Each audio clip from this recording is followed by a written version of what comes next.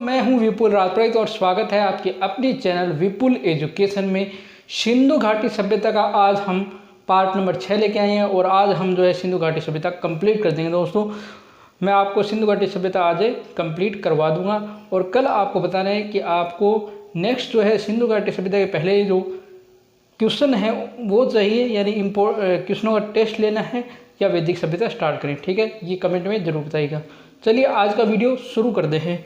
तो आज इस सारणी के माध्यम से आपको राजनीतिक, सामाजिक, आर्थिक और धार्मिक जीवन समझना है।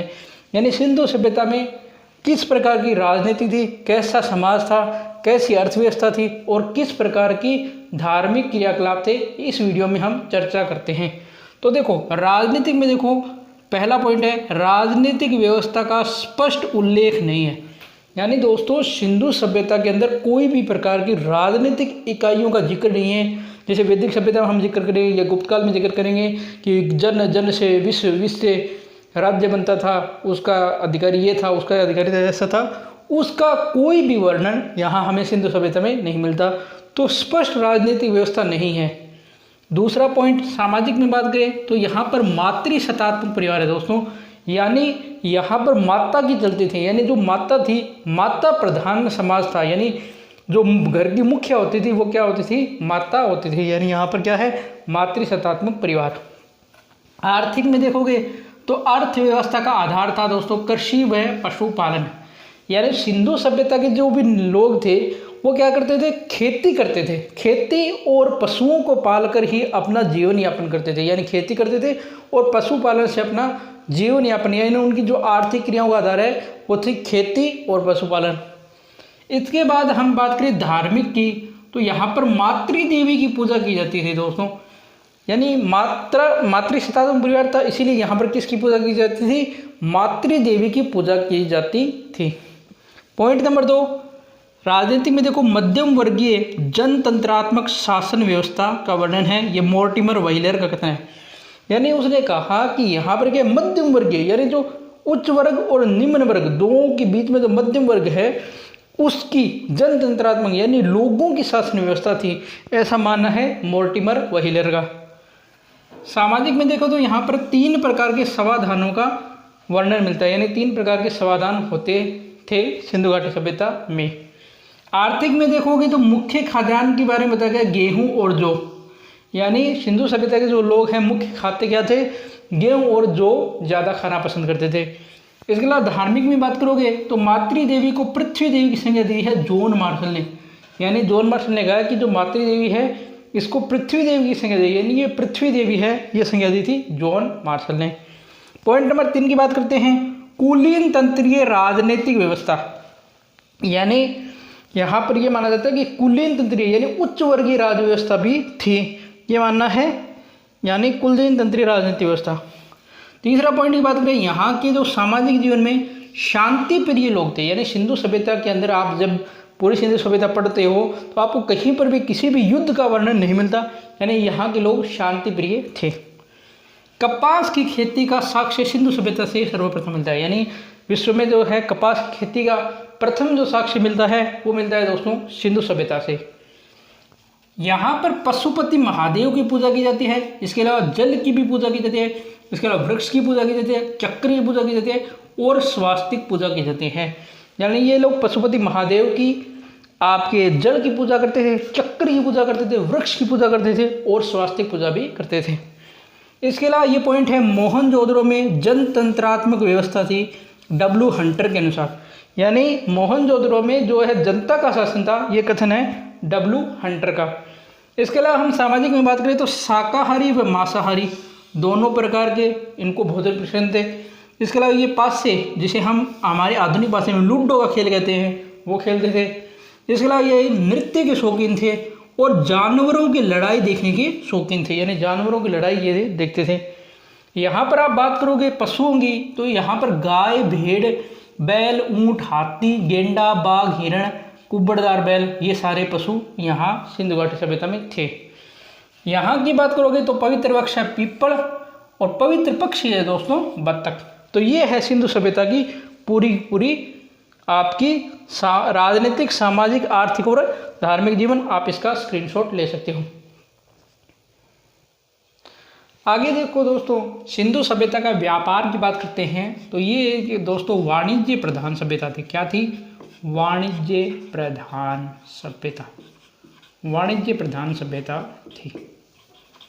वाणिज्य प्रधान सभ्यता थी। इसके अलावा हम यह बात करें तो जो सिंधु सभ्यता है इसके जो व्यापारिक संबंध है दोस्तों, ये मोसोपोटामिया सभ्यता से थे। यानी इसके व्यापारिक संबंध किससे थे?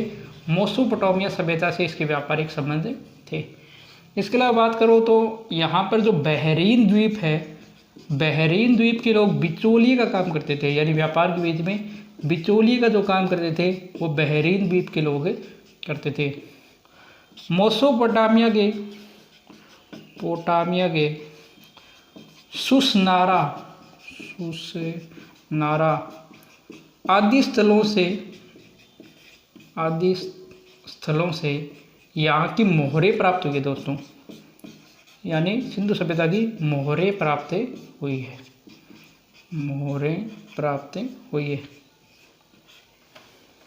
तो देखो व्यापार में क्या है, वाणिज्य प्रधान सभ्यता थी। मोसोपोटामिया के सभ्यता से इसके व्यापारिक संबंध थे, या पश्चिमी एशियाई देश जो मान लो, पश्चिमी एशियाई देशों से, पश्चिमी जितने भी एशियाई देश हैं उनसे व्यापारिक संबंध थे। और बहरीन द्वीप के लोग यहाँ पर बिचौलिए के काम करते थे। इसके अलावा मोसोपोटामिया के जो अलग अलग स्थल है वहाँ से इसे की जो है मोहरें प्राप्त हुई है। आगे देखो ये लोग किन किन चीज़ों का सिंधु सभ्यता के लोग जो है आयात करते थे। तो ईरान से ये सोना मंगाते थे, शीशा मंगाते थे, चांदी मंगाते थे, टीन मंगाते थे और फिरोजा। इसी प्रकार अफगानिस्तान से ये सोना, शीशा, चांदी और टीन मंगाते थे। मोसोपोटामिया से बात करो तो दोस्तों लाजवंत पत्थर मंगाते थे। बलूचिस्तान से ये लोग तांबा और सेलखड़ी की मिट्टी मंगाते थे। जो सेलखड़ी की मिट्टी है इसी से मोहरें जो सबसे ज़्यादा सिंधु सभ्यता की मिली है वो सेलखड़ी मिट्टी की बनी हुई है। राजस्थान से भी तांबा सेलखड़ी मंगाते थे। गुजरात से ये लोग सेलखड़ी, शंख, कोड़िया, लाल गुम्बद ऐसी वस्तु मंगाते थे। दक्षिण भारत से सोना, हरितमणि, हरामेजन ये मंगाते थे। और आपके हिमालय से ये लोग शिलाजीत मंगाते थे। तो ये प्रमुख आयात वस्तुएं आपको ध्यान रखनी है।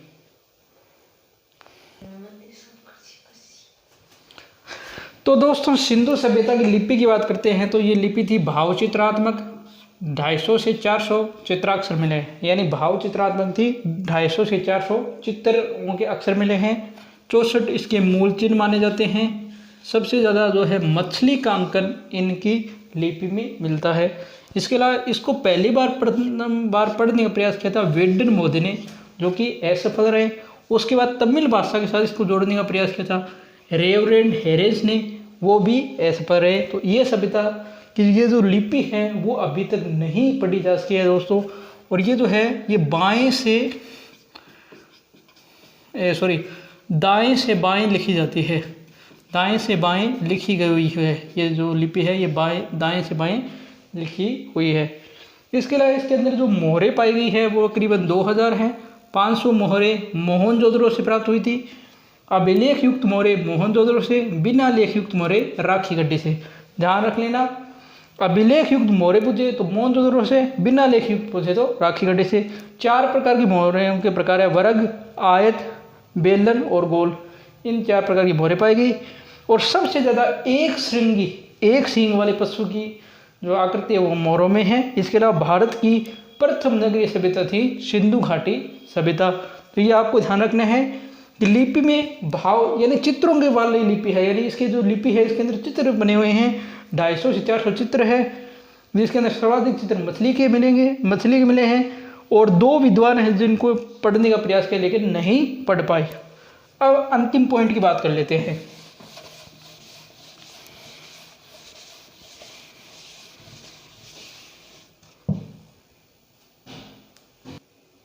आगे अंतिम पॉइंट है सिंधु घाटी सभ्यता। हमारा लास्ट पॉइंट है कि सिंधु घाटी जो सभ्यता है इसका अंत कैसे हुआ, यानी ये सभ्यता मिट कैसे गई दोस्तों। तो अलग अलग विद्वानों ने अलग अलग कारण बताए कि इस कारण से मिट गई, किसने कहा इस कारण से मिट गई। जैसे जॉन मार्शल है, इसने कहा कि ये प्रशासनिक कारणों से इसका अंत हो गया। यानी यहाँ मतलब ऐसी प्रशासनिक व्यवस्था नहीं थी, इस कारण ये जो है सभ्यता लुप्त हो गई प्राय। जॉन मार्शल, अर्नेस्ट मेके और एस.आर. राव ने कहा कि यहाँ पर बाढ़ आ गई थी, यानी सिंधु जो नदियाँ हैं उनमें बाढ़ आने के कारण ये सभ्यता के जो लोग हैं वो डूब गए और ये सभ्यता लुप्त हो गई। लेम्ब्रिक जो है वो कहता है कि नदी मार्ग के परिवर्तन के कारण, यानी लेम्ब्रिक ने कहा कि ये जो है सिंधु सभ्यता की जो नदी है उसने मार्ग परिवर्तन कर लिया।